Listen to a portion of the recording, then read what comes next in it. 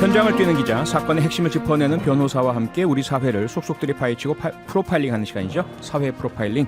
김준우 변호사, 김우한 한겨레신문 기자 두 분과 함께 분석해 보겠습니다. 두 분 안녕하세요. 안녕하세요. 네, 사회 프로파일링 역시 지금 유튜브로 생중계되고 있습니다. 유튜브 댓글도 저희가 실시간으로 다 확인을 하고 있으니까요. 유튜브에서 표창원의 뉴스아이킥을 검색해서 들어와 주시면 감사하겠습니다. 먼저 첫 번째 이슈로 가보겠습니다. 어제 방송에서 검찰이 12구 이태원 참사 유가족에게 마약 부검을 제안했다라는 뉴스 전해드렸었는데요. 관련해서 오늘 참사 유가족의 중요한 추가 증언이 또 나왔습니다.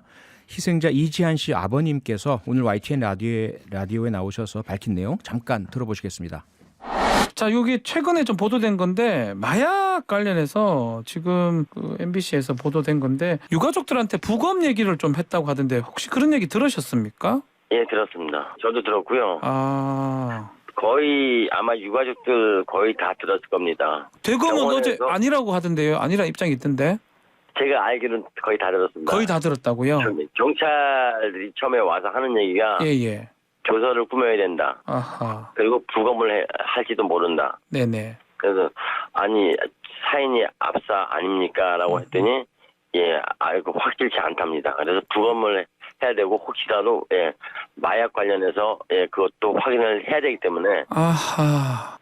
근데 제가 알기로는 전체 유가족분 중에 3분이 부검을 하셨고 네, MBC의 마약 부검 의혹 보도가 나오자 대검찰청에서는 조직 차원의 지시는 없었고 검사 개인의 판단에 따라서 언급은 했을 수는 있다. 이렇게 이제 반박을 했는데요. 네.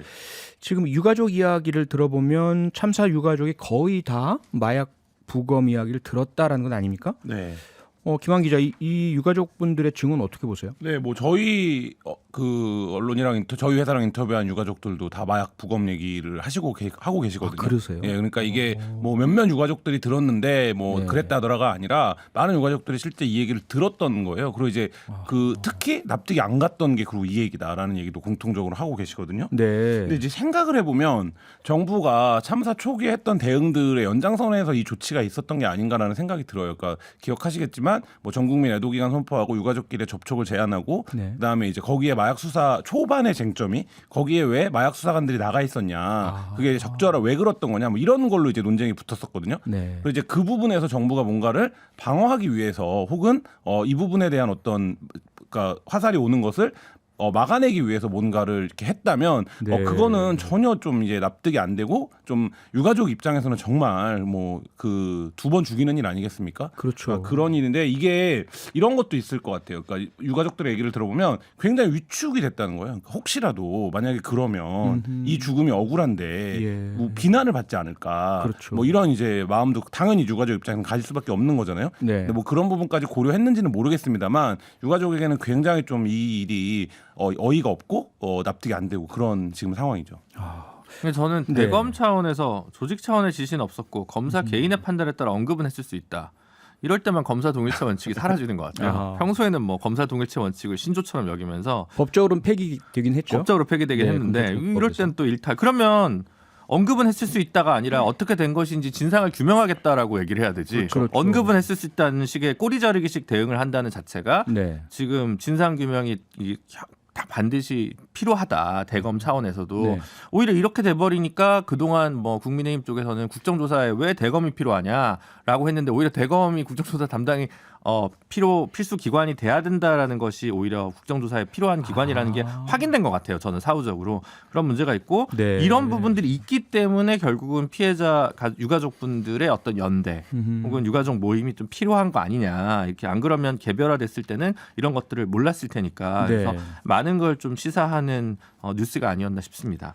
네, 여야 간의 이태원 12구 참사 국정조사에 합의할 때 대상 기관에 야당에서는 대검찰청이 들어갔고요. 그다음에 여당은 대검찰청을 왜 넣느냐라고 이제 반대를 했었지만 결국 재합의를 하면서 대검찰청에서도 마약 수사 네. 관련된 부서만 포함되는 것으로 합의가 됐지 않습니까? 네, 그렇죠.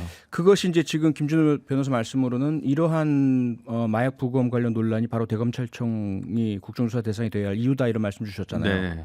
근데 김준호 변호사 그동안 뭐 형사 사건에서 많이 보셨겠지만 사실상 이렇게 피해자가 전국적으로 다수가 있는 사건에서 개별 검사가 따로 이렇게 뭐 부검을 피해자에게 종용하는 일 쉽지 않지 않습니까? 쉽지 않죠. 쉽지 않고 이게 또 뭐 한두 분이 이런 일이 있었다면 네. 뭐 개별 검사의 지검 차원에서 뭐 일탈이 왜냐하면 병원은 다 다른 곳이었을 것이고 예. 그러면 이걸 관할했을 때 결국은 전체적으로 집단적인 부분이니까 전반적인 지침이나 이런 것들을 대검에서 관장하고 판단해서 업무 지시를 내렸을 개연성을 배제할 수는 없거든요. 그러니까 확인해서 이거 분명 대검이다라고 제가 말씀드린 건 아니지만 네. 대검에서는 뭘 했는지에 대해서 안 했는지 그럼 이거는 경찰에서는 부검 얘기가 왜 나왔는 건지 어떤 매뉴얼에 따라 이랬는 건지에 관련해 가지고는 충분한 조사가 필요해 보이고 이거는 네. 꼭 형사처벌 대상이 아닐 수는 있으니까 그렇기 때문에 이게 뭐 저희가 뭐 국가인권위원회에서 권고했듯이 무슨 의견을 표명했듯이 네. 독립적 조사기관이 필요한 거 아니냐 뭐 이런 얘기나 국정조사가 필요한 거 아니냐 이런 얘기가 수사만 맡겨서는 이 부분은 해결되지 않고 네. 형사처벌 대상이 되기는 좀 어려울 거란 말이죠. 그렇기 네, 때문에 그렇겠죠. 이제 좀 그 여태까지 얘기했던 수사에만 모든 것을 맡긴다는 그 정부 측의 입장이 가지는 어떤 결핍, 네. 빈곤함 이런 것들이 좀 확인되는 지점이 아닌가 싶습니다. 네. 뭐 부검 문제뿐만 아니라 유가족분들께서 계속 요구하셨던 것이 정부와 정치권과의 면담, 유가족들과 함께 면담을 좀 하자 이런 요구를 계속 해왔는데 오늘 보도된 내용을 보니까요. 행정안전부 장관실에서 전체 유가족이 아니라 일부 유가족에게만 개별적으로 장관 면담을 제안했다라고 하던데 김한 기자 네. 이게 사실이라면 왜 그랬을까요? 그러니까 이게 지금 유가족들이 면담 요청을 했더니 행안부 쪽에서 한 가족씩 보자 일단 이렇게 해서 그 가족들이 함께 보는 요청은 거절했다라는 게 유가족들의 얘기거든요. 네. 그러면서 이제 이게 선별 접촉을 하려고 한 게 아니냐 행안부가 이런 얘기인데 이게 이제 뭐 행안부의 입장이나 설명을 들어봐야 하는 문제긴 합니다만 네. 지금까지 정부의 대응 태도에 이것도 연장선에 있고 유가족들 입장에서는 이해가 안 가는 거죠. 그러니까 지금 보면 이제 뭐 유가족들을 1대1로 공무원과 매칭시켜라. 그래서 유가족끼리 서로 커뮤니케이션하는 것보다는 그 1대1로 매칭된 공무원을 통해서 요구사항이라든지 뭐 애로사항을 듣겠다라는 거였고 네. 그다음에 그 뭐 문건이 공개되기도 했습니다만 이 유가족들이 조직화되는 거를 참사가 발생하고 이튿날부터 굉장히 경계를 하는 모습을 보였거든요. 예. 그리고 이제 국민의힘이나 여당에서는 공공연히 세월호 참사와 같이 이게 어떤 조직적인 반정부 투쟁이 될까 우려하는 얘기들을 하고 있고 그러니까 이런 과정을 놓고 보면 유가족 입장에서는 여전히 행안부가 본인들을 뭔가 이렇게 유가족으로서의 정당한 대우 혹은 이런 공감과 위로 속에서 자신들을 바라보는 게 아니라 자신들이 뭐를 할까봐 굉장히 그거를 개별화시키고 그러니까 감시하고 뭐 이런 이제 관점으로 보고 있다라는 이제 의구심을 갖기에 충분한 상황이죠. 네. 저는 뭐 이상민 장관이 정말 그 150 몇 분의 유가족을 한 가족 다 만날 시간을 내실 의지가 있으신지 솔직히 좀 의심스럽습니다. 그것부터 좀 의심스럽고요. 네. 이거를 그리고 그렇게 만나는 게 효율적이지도 않고 그렇죠. 같은 얘기를 장관이 뭐 100몇십 번 하는 게 그렇게 의미가 있을까요? 저는 이것도 좀 저희가 의심스러워서 왜 자꾸 이렇게 신뢰도가 떨어지는지 잘 모르겠습니다. 네. 네, 유가족분들을 대하는 정부의 여러 가지 그 좀 뭐랄까 납득 안 가는 그런 조치들이 있는데 국민의힘에서도 지금 유가족분들과의 어떤 만남이랄까 또 국조특위 이런 부분에 대해서 상당한 조금 뭐랄까 난맥상을 좀 보이고 있는 것 같습니다. 네. 지난번에 정진석 위원장 네. 포함해서 국민의힘 의원들을 한번 비공개로 만난 적도 있었는데 예. 그때도 유가족분들이 뭐 일부 의원들은 졸고 뭐 전화 받으러 그러게요. 나가고 뭐 이렇게 하면서 진정성을 좀 의심할 수밖에 없었다 이런 이제 발언들도 하셨잖아요. 그러셨죠. 그래서 지금 조금 이게 저는 이거 진보 보수의 문제 우리 지금 수없이 많은 방송에서 네. 이주영 장관은 이러지 않았다. 그러니까 맞아요. 이거는 진보 보수의 문제는 아니잖아요. 예. 어떻게 보면 오히려 장관의 퍼스널리티에 좀 더 부각될 수밖에 없는 측면이 그래서 나오는 것 같습니다. 뭐 이 방송에서도 말씀드렸던 것 같은데 유정 장관은 그때 체육관에서 살았습니다. 그래서 네. 사건 초기에는 유가족들이 어쨌든 장관이 여기 내려와서 상황을 수습하는 모습들을 목격하면서 지냈던 거거든요. 네. 근데 지금 유가족들 입장에서 누가 정부의 포스트인지 정부의 누구랑 지금 얘기를 해야 되는 건지 만나러 가겠다고 하는데 각자 오라고 하고 이런 태도를 보인다는 거가 저희가 이제 몇 번의 사회적 재난이나 참사를 겪고도 이런다는 게 굉장히 좀 납득하기 힘든 상황입니다. 네.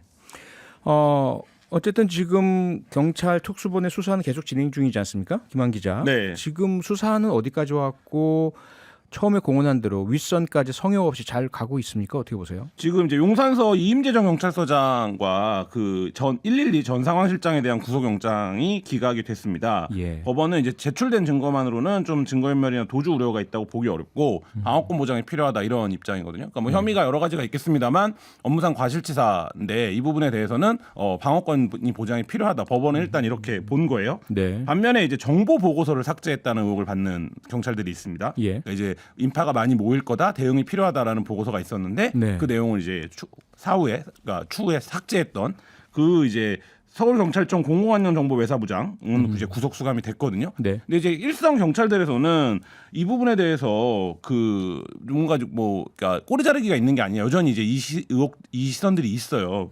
그리고 이제 지금 또 관심을 모으는 게 박희영 용산구청장이랑 최성범 용산 소방서장 그리고 뭐 그다음에 이렇게 관련해서 그 현장에서 지휘했던 라인들에 대한 수사인데 이 부분도 지금 용산경찰서장의 영장이 기각되면서 수사가 좀 어려워지는 거 아니냐. 이 얘기는 네. 뭐냐면 당장 이들의 신병을 구속해야 된다 이런 의미가 아니라 이 사건이 최소한 법리적으로 어떻게 적용돼야 되고 어디까지 수사 진실을 밝혀야 되느냐에서 네. 윗선으로 가는 길이 좀 막히고 있는 거 아니냐 뭔가 뭐 이런 이제 느낌을 좀 주고 있는 상황입니다. 네. 김준일 변호사, 네. 지금 일단 이 사건 전체를 이렇게 바라볼 때 범죄 수사적인 차원에서 봐서 지금 이렇게 업무상 과실치사상의 책임을 물을 수 있는 경찰서장 등에 대해서는 영장이 기각이 되고 증거 인멸 등 부수적인 행위 혹은 절차상의 위법의 증거 확보된 자들에 대해서만 영장이 발부가 됐단 말이죠. 네. 이렇게 되면 사건 전체가 혹시 업무상 과실치사는 없었고 죽음 자체에 있어서는 어쩔 수 없는 불가항력이고 그 가운데 행해진 밝혀진 불법 행위만 처벌하겠다 이렇게 갈 우려가 있지 않을까요? 근데 이게 참 이제 여러 가지 좀 시선들이랄까요? 고민들이 좀 필요할 것 같습니다. 왜냐하면 늘 그렇지만 이게 제가 이 참사 초기부터 방송에서 누차 강조해야 되는데 형사처벌 중심으로 하다 보면 증언이 사라지고 휘발되고 기록이 은폐되기 때문에 네. 진상규명이 어려워지는 그 모순이 늘 발생합니다. 자기 방어를 해야 되니까. 네, 그런 문제가 또 하나 있는 것 같고요. 그리고 예. 사실은 뭐 세월호 참사를 언급 안 할 수 없는데 사실은 뭐 그 당시에 그 선장이라든가 주로 이제 그런 분들이 해경 한 분 정도만 그 구속 형사처벌을 받고 그랬죠. 청와대나 이런데 컨트롤 타워에서는 사실 뭐 형사처벌 받은 분은 없습니다. 예, 경비 정장 한 분만. 네, 그랬죠. 예. 그런 문제가 있어서 사실 이 문제가 그 어떤 형사적으로 업무상 과실치사죄로 바로 의율하기에 좀 넘어야 할 법리적 산들이 좀 많이 있는 건 맞는 것 같습니다. 그래서 네. 이거를 딱 잘라서 지금 뭐 특수본이 뭐 법원의 영장 기각 일부 영장 기각이 무조건 잘못됐다거나 특수본 수사가 지금 진정성이 없다거나 이거를 예단할 수 있는 어떤 리트머스 시험지로 이번 영장 기각이랑 일부 인용 네. 소식을 판가름하기는 좀 어려운 부분이 있고 네. 재난과 관련된 이런 문제와 관련 수습 과정에서 생겨난 문제들에 대한 문제는 언제나 이런 그 딜레마가 있기 때문에 예. 굉장히 섬세하게 좀 잘 접근해야 될 필요가 있고 이 과정에서 자칫 지금 유가족분들은 또 이거 가지고도 엄청 사실은 마음에 상처를 또 입으셨을 거라 생각을 하거든요. 그러니까요. 그렇기 때문에 이런 점이 어쩔 수 없이 벌어진다 하더라도 수사 네. 과정이든 조사 과정이든 유가족분들에게 계속 좀 지속적으로 소통하는 노력이 동반되지 않으면 계속해서 뉴스를 통해서 이렇게 소식을 듣게 되기 때문에 네. 그분들의 어떤 트라우마가 좀 가중될 우려 이런 것들을 좀 고려할 필요가 있지 않나 싶습니다. 네, 김왕 기자, 이 네. 문제가 초기부터 이상민 장관을 포함해서 정부 고위 관계자나 국민의힘 여권에서는 수사가 우선이고 필요하다. 수사를 통해서 책임 소지가 밝혀진 뒤에 네. 배상 손해배상이든 또는 네. 뭐 처벌이든 책임 인정이든 사과든 하겠다라는 그런 입장이지 않았습니까? 네. 그러다 보니까 지금 이렇게 영장이 기각된다든지 하는 일이 발생하면 그렇죠. 유가족분들이나 지켜보시는 분들은 네. 결국 이거 이렇게 가다가 용두삼이 책임 소재 규명도 안 되고 처벌받는 사람도 없고 이런 우려를 하시게 되잖아요. 네, 맞습니다. 아까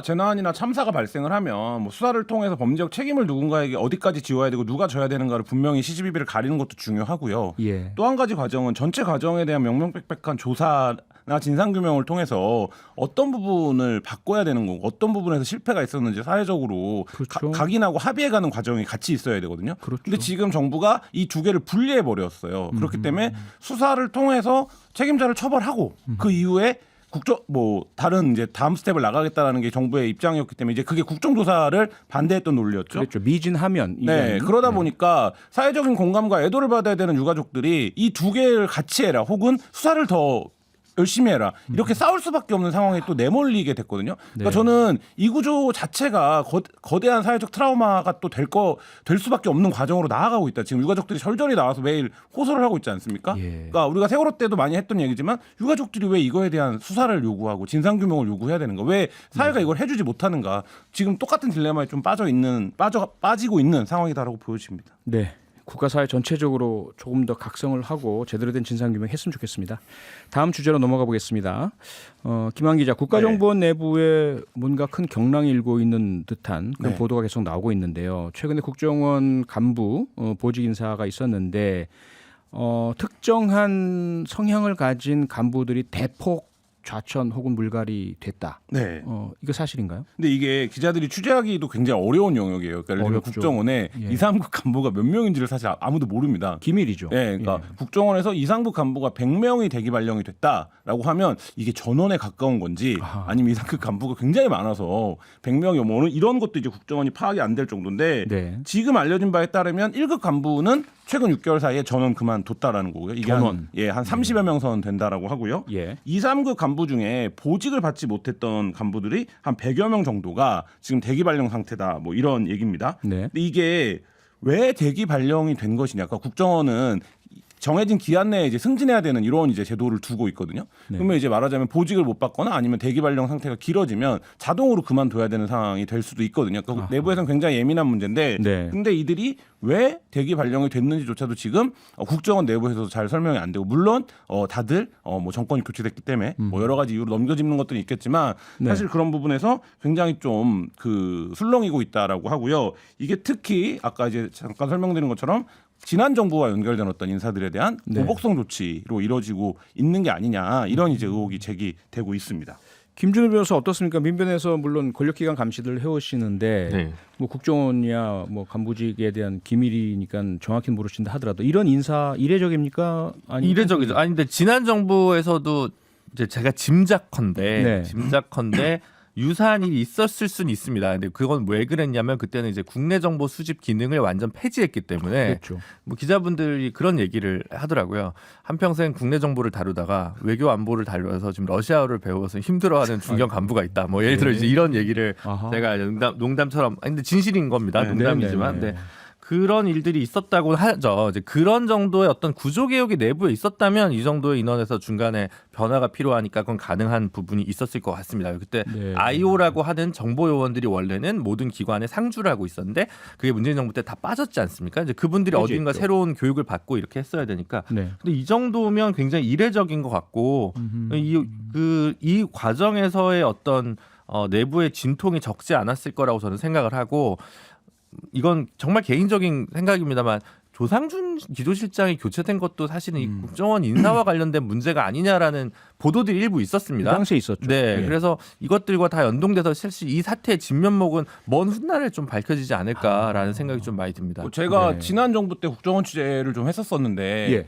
국정원이 2차례 정도 대대적인 물갈이가 있었던 적이 있었거든요. 그러니까 첫 번째가 이제 DJ 정부로 바뀌었을 때 그때 처음으로 이제 정권 교체가 된 거 아니겠습니까? 네. 그래서 그 전에 있었던 국정원 내 여러 라인들이라든지 지역적인 어떤 문제들 뭐 이런 것들을 해소하기 위해서 간부들이 대거 이제 교체된 적이 있었고 말씀하신 대로 이제 문재인 정부가 들어서면서 뭐 국내 정보 기능 국내 정보를 수집하는 기능이 폐지되고 또 거기에 상당수의 이제 간부나 조직들이 뭐 댓글이라든지 이런 이제 위법적인 상황에 연루됐다는 것들이 재판 과정에서 이제 드러났기 때문에 그때 이제 그 있었는데 제가 알기로는 지난 정부 때에도 이상급 간부 이상은 50여 명 정도 대기 발령을 났고 후에 이제 다른 보직을 받아서 상당수가 돌아간 걸로 알고 있거든요. 네. 근데 이번 정부에서 지금 말씀하신 것처럼 국정원 내부의 어떤 개혁이라든지 조직 개편이 없는 상태에서 100여 명의 간부들이 대기 발령을 받고 있고 그게 대기 발령을 지난 이제 정부 때는 국정원 개혁 TF가 있었어갖고 대기 발령을 했다 이런 것들이 최소한 그 얼개는 알려졌었거든요. 네. 근데 지금은 이제 그런 상황도 아니기 때문에 국정원 내부에서 지금 무슨 일이 벌어지고 있는 거냐 이거가 상당한 이제 의구심을 모을 수밖에 없는 상황입니다. 네.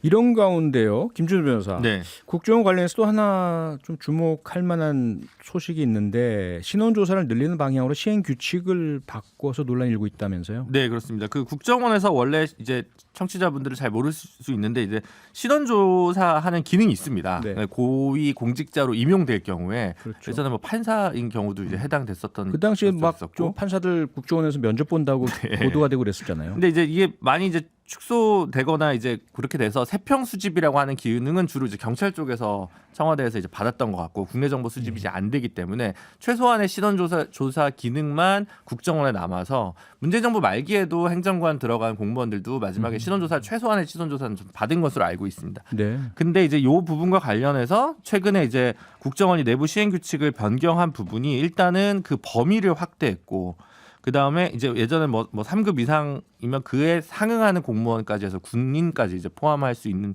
게 있었고요. 그 다음에 대통령이 직접 이렇게 비서실장 통해서 국정원장에 요구할 수 있는 권한이 좀 생기면서 네. 그렇게 되면 이게 물론 이제 본인 동의하에서 이루어지는 거이기 때문에 어느 정도 임용 예정자를 대상으로 하는 거니까 이게 뭐 꼭 문제는 아니지 않냐. 예를 들어 국내 정보 수집은 아니지 않냐. 이렇게 얘기할 수는 있을 것 같습니다. 네. 하지만 다른 한편으로 보면 국정원에서 청와대에서 민정수석이 하던 기능을 법무부로 내렸으면서 대통령실에서는 이제 인사와 관련된 부분도 뭐 구중궁궐에서 하는 게 아니라 좀 더 개방되고 공개적으로 하겠다라고 얘기했던 게 윤 대통령의 어떤 정권의 어떤 메시지였는데 이게 그렇죠. 오히려 대통령실에서 직접 요청할 수 있는 기능으로 가는 거면 이게 안 맞지 않나. 인사혁신처장이나 이렇게 그냥 그 관계 기관장이 할 수 있도록 하는 것이 맞지 않나라는 생각이 들어서 네. 약간의 대통령실의 파워가 세지는 느낌이어서 우려들을 좀 학계나 시민사회에서 하고 있는 것 같습니다. 네. 좀 들으시면서 5562번님께서 문자로 질문 주셨는데요. 그게 옛날에 말하던 소위 조난 자료인가요? 좀 다르죠? 네, 조금 다르죠. 네. 그거는 이제 무작위로 이제 김환 기자에 대해서 한번 조사를 하면 이제 한 번 있고, 그렇죠. 그래서 요 그 자료들이 되게 다양하게 있어서 최근에 그 정보공개 청구를 하다가 불허가 되면 광노현 교육감 같은 분이 내 나라 내 파일 같은 거 해가지고 자료들이 이제 나오고 있어서 거기에 대한 손해배상 소송이나 뭐 이런 것들이 추구로. 근데 저는 이게 굉장히 큰 건이라고 보는데 예. 이 그러니까 범위를 넓힌 거에 보면 각급 기관의 장인 신원 조사가 필요하다고 인정하는 자가 있거든요. 굉장히 모호한 규정입니다, 사실. 그러니까 예를 들면 지금 얘기한 것처럼 인사 검증을 목적으로 한 어떤 정보 수집 국정원이 일부 담당한다. 그리고 이거 시행령으로 정할 거다라고 하면 네. 행정적으로는 설명이 되는데 각급 기관의 장인 신원 조사가 필요하다고 인정되는 자에 대한 그 조사를 국정원에 요청할 수 있다라고 한다면 어허. 사실 이건 어마어마한 얘기가 되는 거고 이러면 이러면 무한대로 확정이 되잖아요. 예, 의도가 무엇이었던가 상관없이 세간의 시선에서는 국정원이 다시 국내 문제에 뭔가 발을 들이려고 하는 거 아니냐. 그리고 말씀하신 대로 그거에 지금 법무부가 인사검증을 하겠다고 그 소란 끝에 꾸렸는데 독립적 기구를 네. 여기에서 국정원까지 등장하는 이 상황이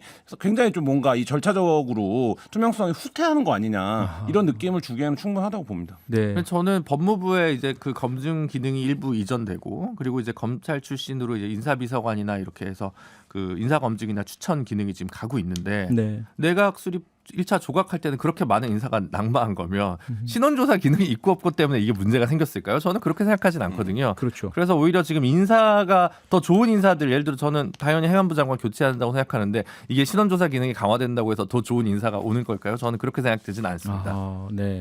지금 그 아무래도 이제 좀 민감한 사안이다 보니까요. 네. 청취자 여러분께서 무척 유사한 내용의 글들, 질문들 문자로 또 댓글로 올려주고 계신데요. 5696번님께서요.